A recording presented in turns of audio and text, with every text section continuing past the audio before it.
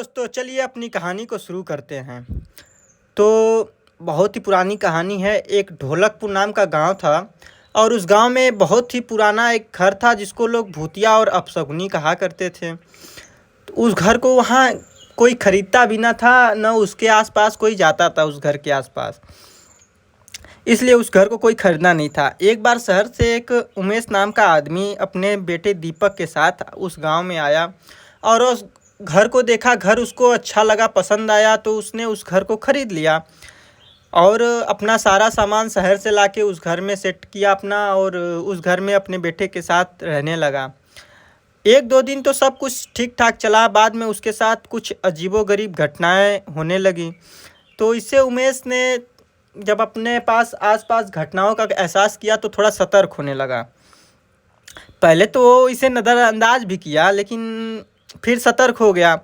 अचानक से एक दिन ऐसा हुआ कि उसका बेटा जो दीपक था वो दौड़ता हुआ उमेश के पास आया, मतलब अपने पापा के पास आया और उनसे कहने लगा कि पापा पापा, वॉशरूम का पानी आना अचानक बंद क्यों हो गया।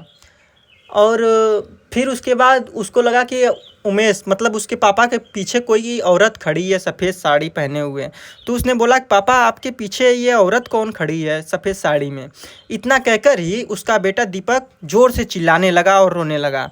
उमेश दीपक को उठाकर अपनी गोद में लेकर बाहर की तरफ दौड़ा और भाग गया।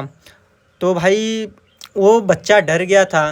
तो उमेश सोचा कि क्या करें, तो फिर उमेश ने एक गया कुत्ता खरीद के लाया और फिर उस घर में रहने लगे। तीनों फिर अच्छे से घर में रहने लगे। एक दो दिन फिर सब ठीक ठाक चला। अचानक एक दिन रात को तेज़ बारिश होने लगी और अचानक उमेश के घर की बिजली ही चली गई।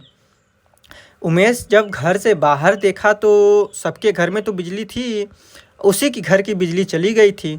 इतने में उमेश ने फिर अपने बेटे की चीखने की आवाज़ सुना और उमेश अपने बेटे को टार्च लेकर दौड़ते हुए उसके पास गया। तो मतलब दीपक जो उमेश का बेटा था, उसको अचानक घर में वही औरत फिर से दिखाई दी। तो इस बार उमेश थोड़ा सहम गया और अपने बेटे दीपक को लेकर बिजली ठीक करवाने के लिए चला गया। उनका कुत्ता भी उनके साथ जा रहा था पीछे पीछे, और कुत्ता अचानक जो है कि भौंकने लगा। उमेश को आभास हो गया कि कोई पीछे पीछे आ रहा है। उमेश जब पावर हाउस बिजली का मतलब जो है जो जहाँ भी उसका होगा पावर हाउस का जब दरवाज़ा खोलता है तो उमेश को भी एक लाश दिखाई देती है। लाश देखकर दीपक उसका बेटा ज़ोर से चिल्लाने लगता है। उमेश अपने बेटे को लेकर तुरंत घर से बाहर भाग जाता